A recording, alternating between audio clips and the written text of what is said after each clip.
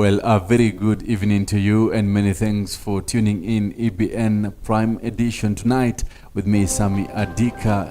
Today being the 3rd of July 2023, the High Court has ruled against President William Samoei Ruto's appointment of the 50 CAS. I shall be bringing you up to speed with this and many more, but first, the highlights.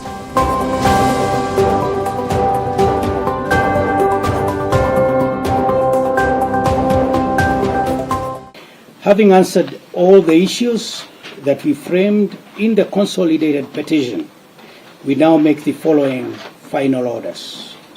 A, that the current office of Chief Administrative Secretary, created by the 1st and 5th respondents and contained in the Kenya Gazette Special Issue number 12432, dated 12th of October 2022, and which announced the vacancies thereof, is unconstitutional.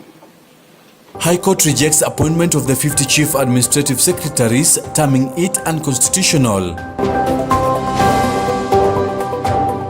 Kama wewe si mfanyikazi, utatoa kodi ya kujenga manyumba. Azimio la Umoja One Kenya insists on a major public revolt set to challenge President William Ruto's controversial Finance Bill 2023. The Kenya National Union of Teachers wants the government to provide security to teachers working in the northern part of the country.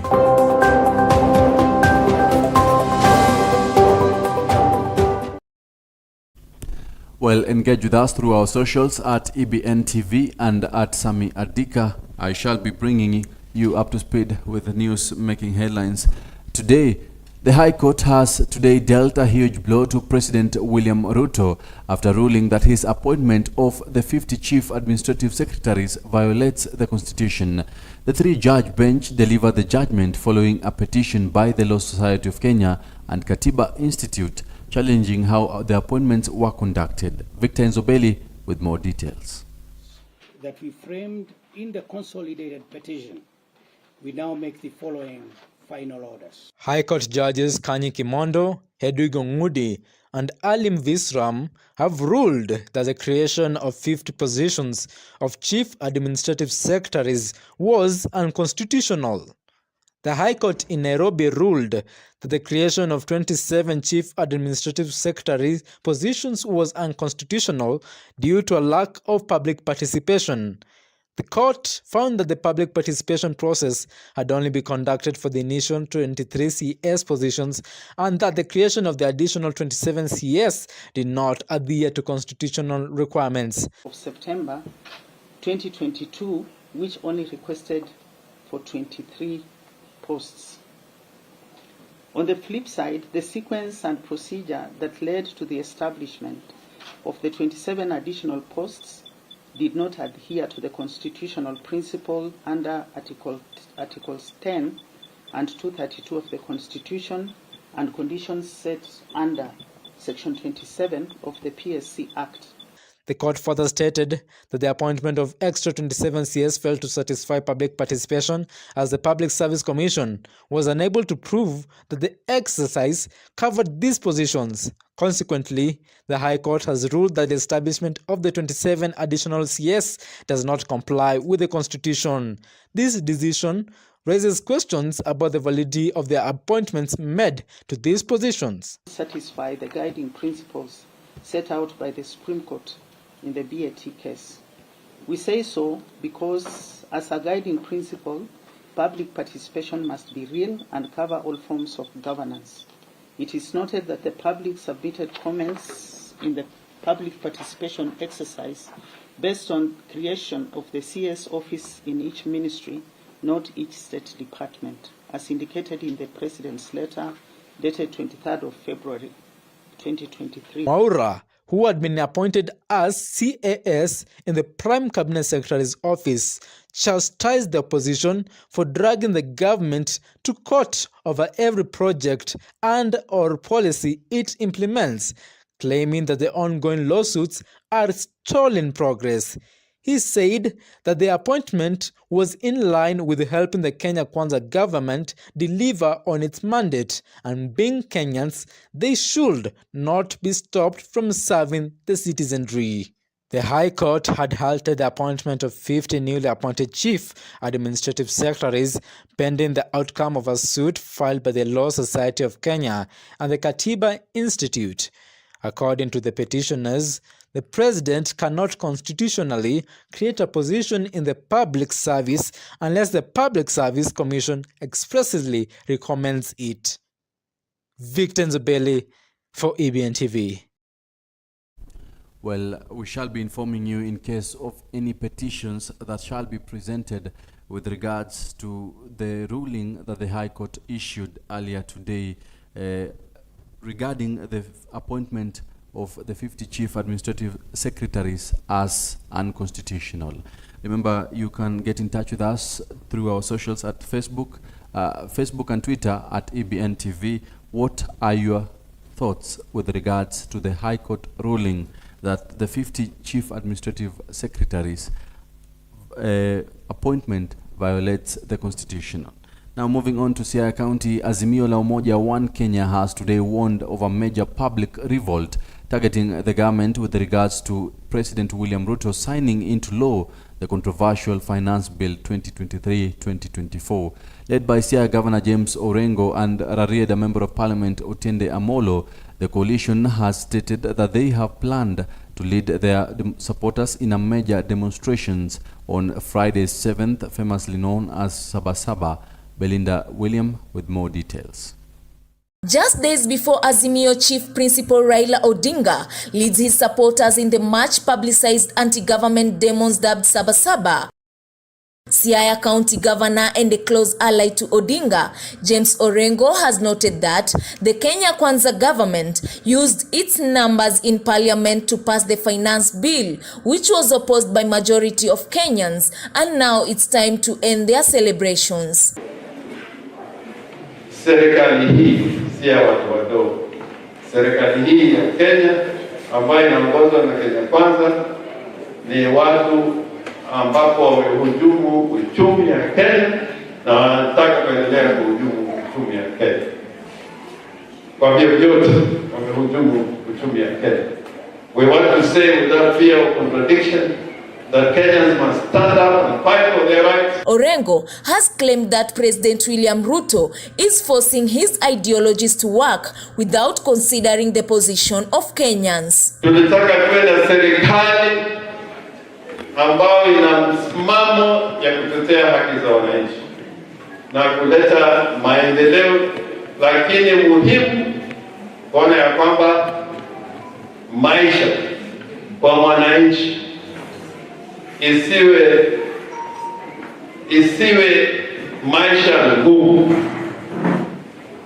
Kodi ziwe kodi ambao ni katika kiwango ambao hata hadi ambapo wananchi wanaweza kulipa kodi na pia kubaki na pesa ambazo wanaweza kutumia.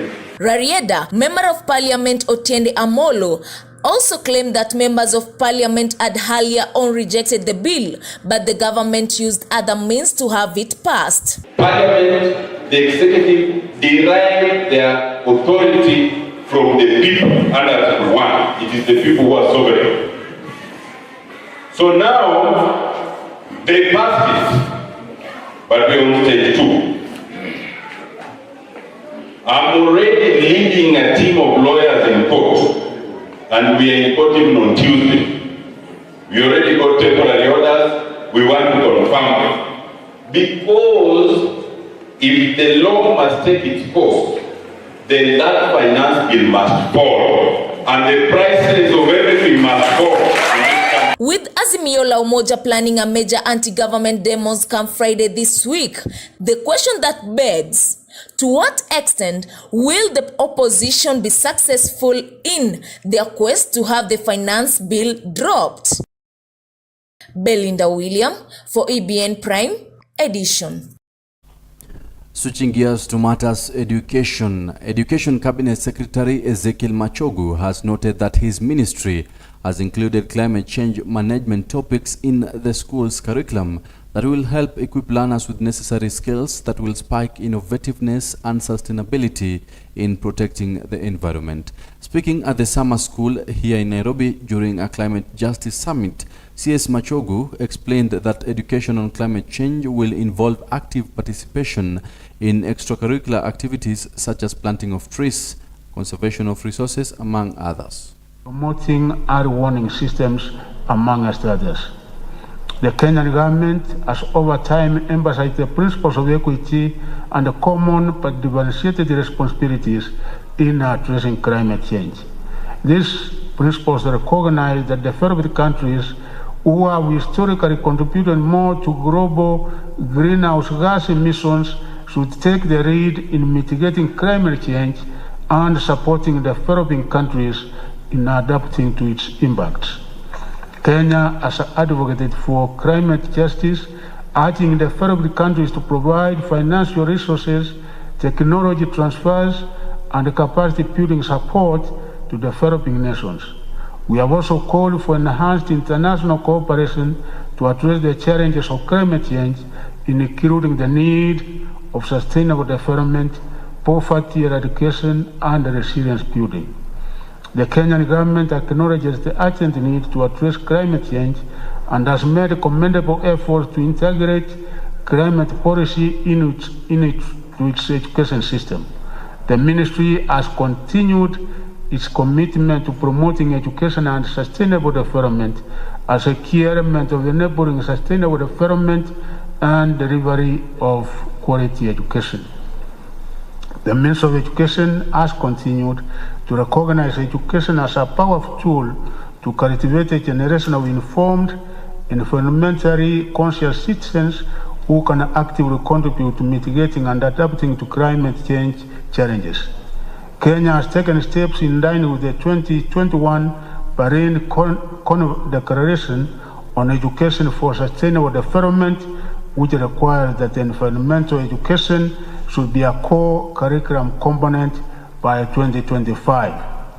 We are also implementing the recommendations of Kenya National Climate Change Adaptation Plan 2018-2022 on the need to integrate climate change into the education system of Kenya.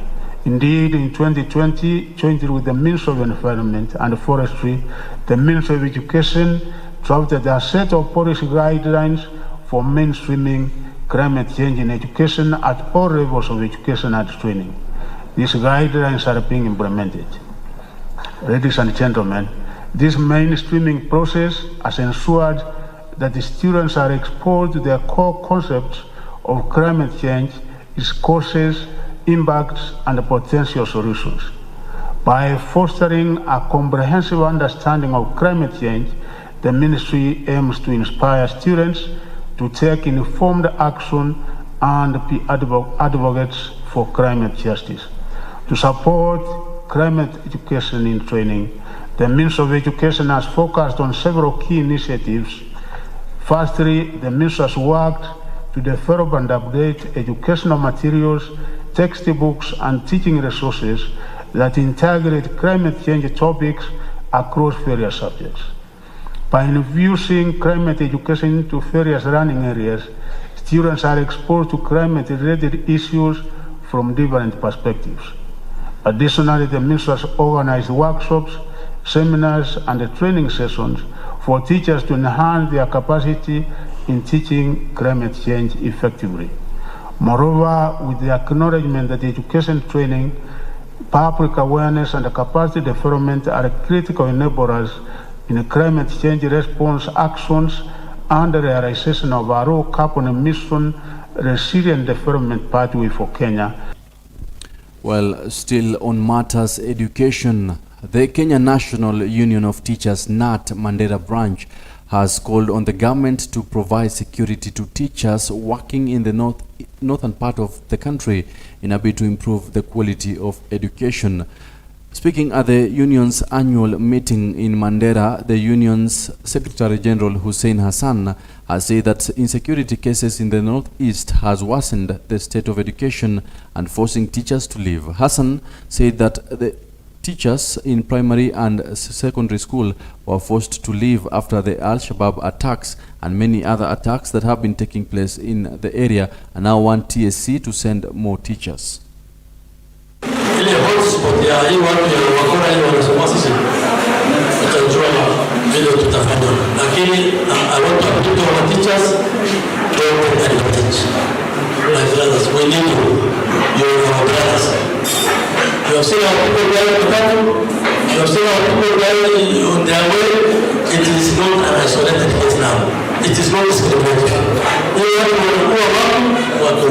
The security of our area is really very touchy, very, very touchy. But I believe with all the machineries that we have in the government, we'll hold it well. With the support of the security personnel, with the support of the county government, with the support of, our top executives, we shall going to tackle it very well with the help of God. And moving to Kakamega County Governor Fernandez Baraza has commended the national government for disbursing funds to the devolved units on time, including the arrears of the previous financial year.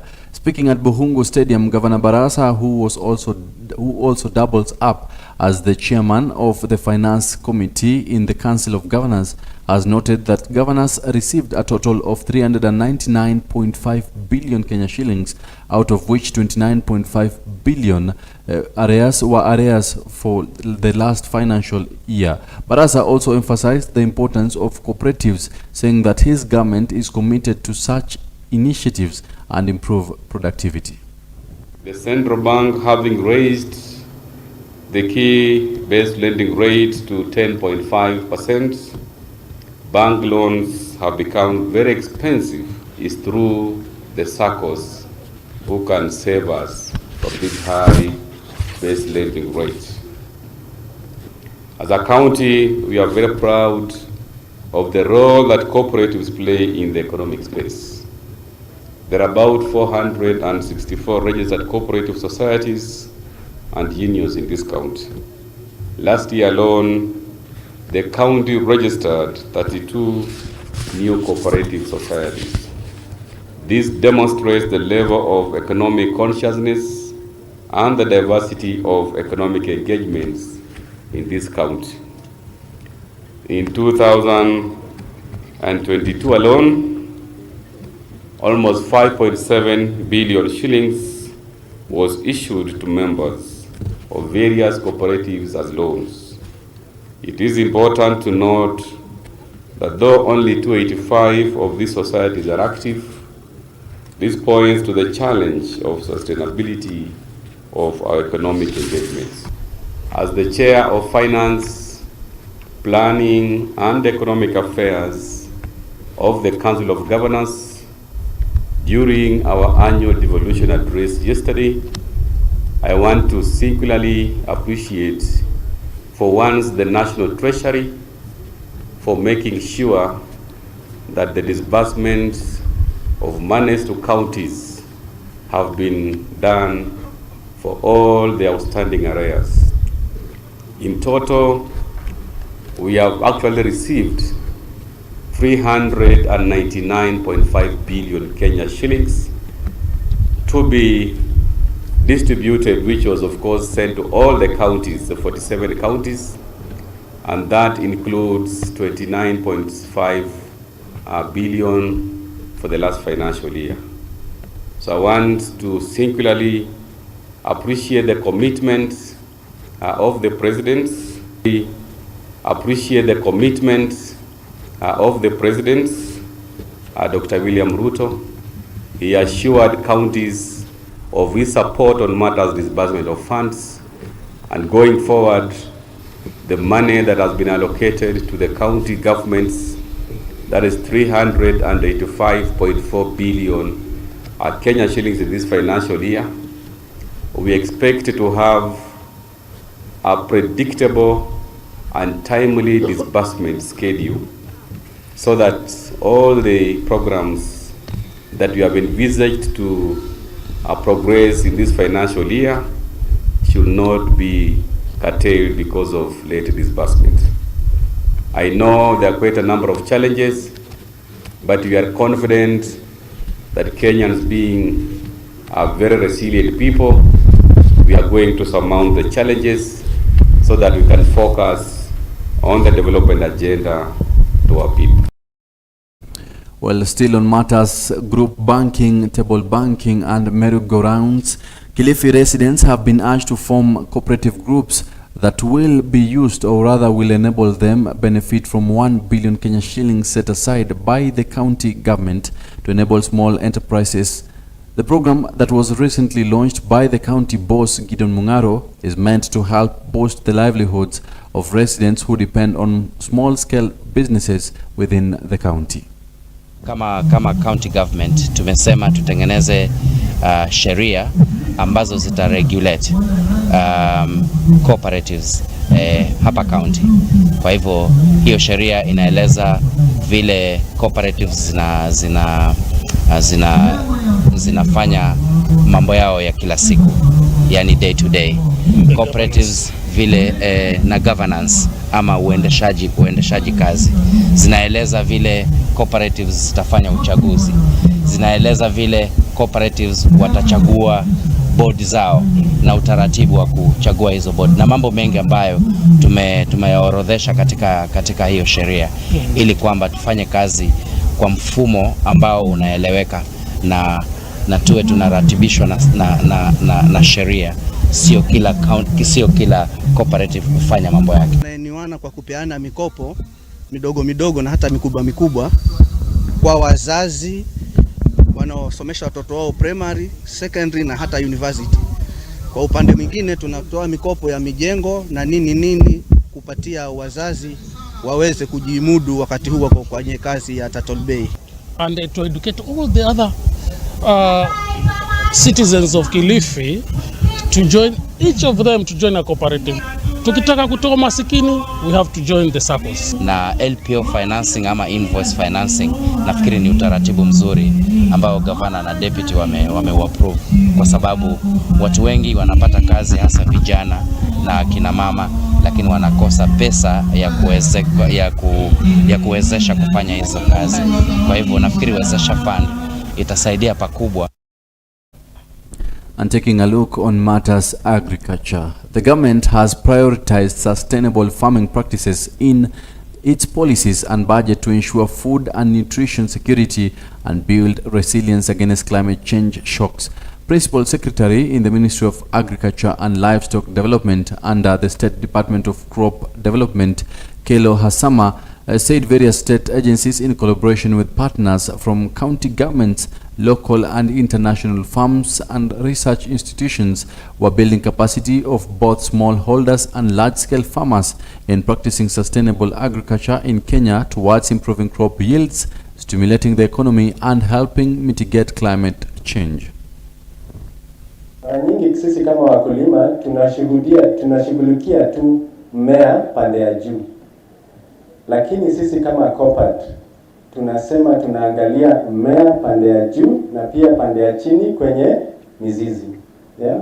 So we like to have a holistic approach to how we interact with our plants, whether it's crop protection, protecting from pests and diseases, or the uptake of nutrients and the health of the roots. Nasemekana by 2030 the whole world tutakuwa 9 billion people.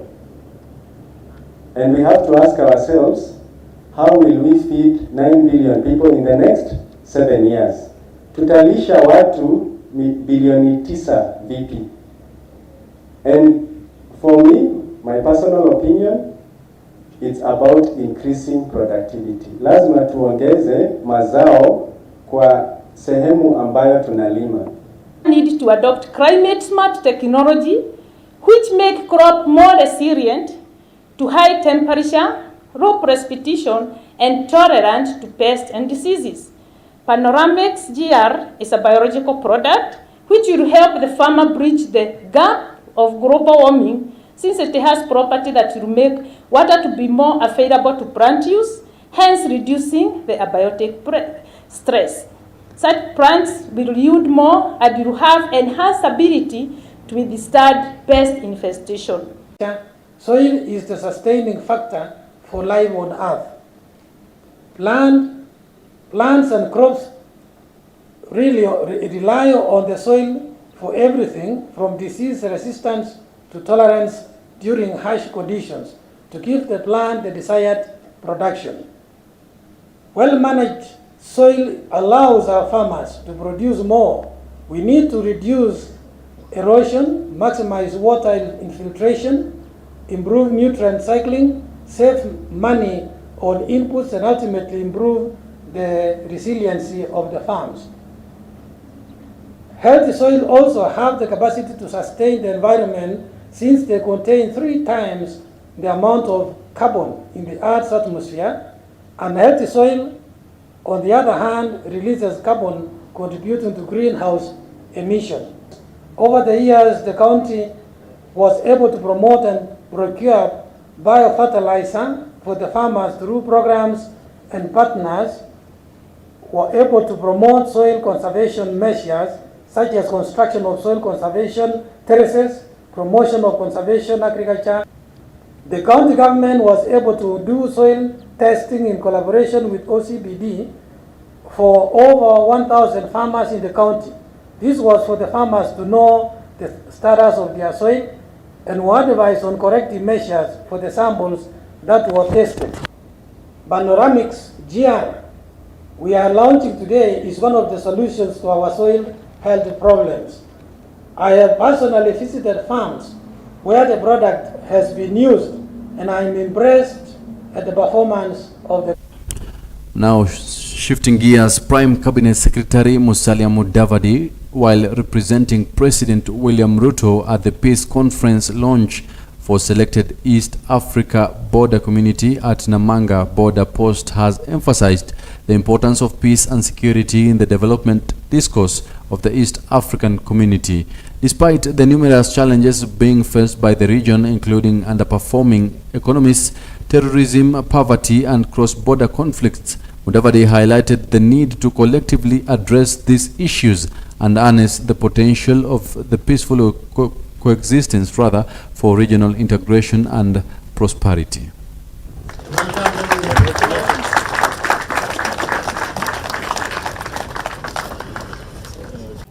Miezi miwili hivi iliyopita nilikuwa katika nchi ya Burundi, pahali mwenzetu ambaye ana Kiswahili kisanifu sana alipoongea. Tulikuwa kule nikiwakilisha Rais wa Jamhuri ya Kenya kwa ile kongamano ya kudumisha amani katika region hii, na mwenyekiti ni rais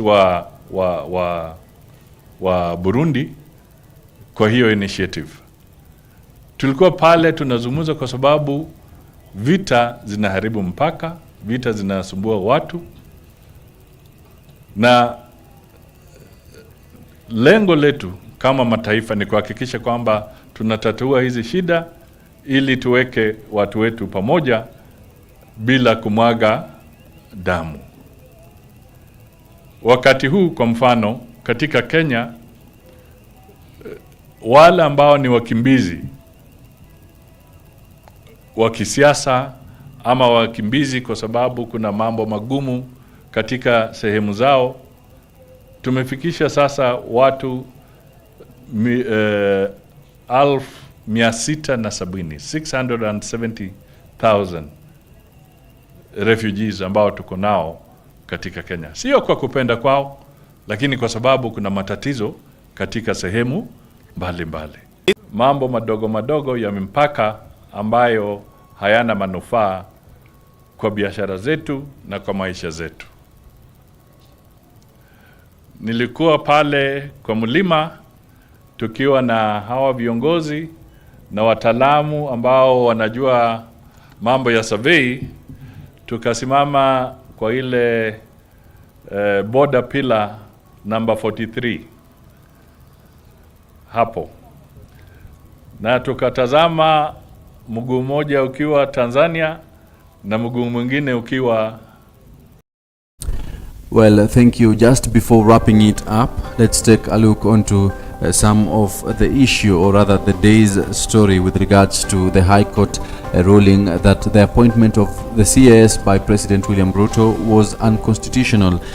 Isaac Mwaura, who was appointed as the CAS in the office of Prime Cabinet Secretary Musalia Mudavadi, on Twitter said the whole issue of associating the CAS issue with the cost of living is a political issue. Now that there have been no CAS in the office, has the cost of living gone down? That shall just be one of the issues that we shall be discussing in tomorrow's morning live right here at EBN TV. And also Nandi Senator Kiprotich Arap Cherargei on Twitter also said the judiciary has gone rogue by ruling that creation of CAS position is unconstitutional without considering merits of the case. In the financial year 2023-2024, judiciary received additionally 4 billion Kenya shillings above their normal budget, but there is a continuation of cases backlog, corruption and impetitude in dispensation of justice by judiciary. We shall appeal this decision that negates public interest and principles of natural justice. We shall also be discussing the possibilities of appeals that will be taking place with regards to the High Court ruling, and also what are some of the possible issues that will be raised by those who will be appealing against the ruling that has been issued today, that the appointment of the CAS by President William Ruto was unconstitutional.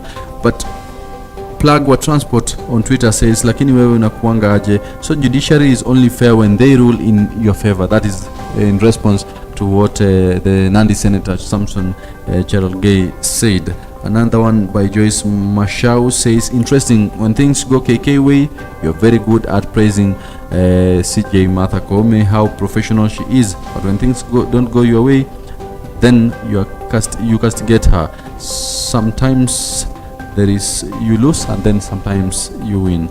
An interesting response there.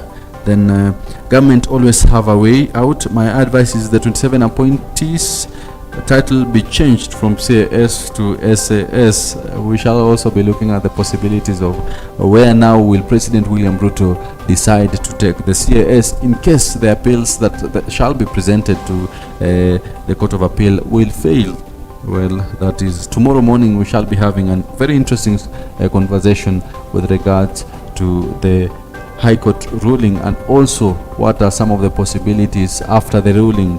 Then in case those possibilities also fail, then what next? Remember to keep it tuned right here at EBN TV. My name is Sammy Adika. Many thanks for joining me tonight. Have a blessed one.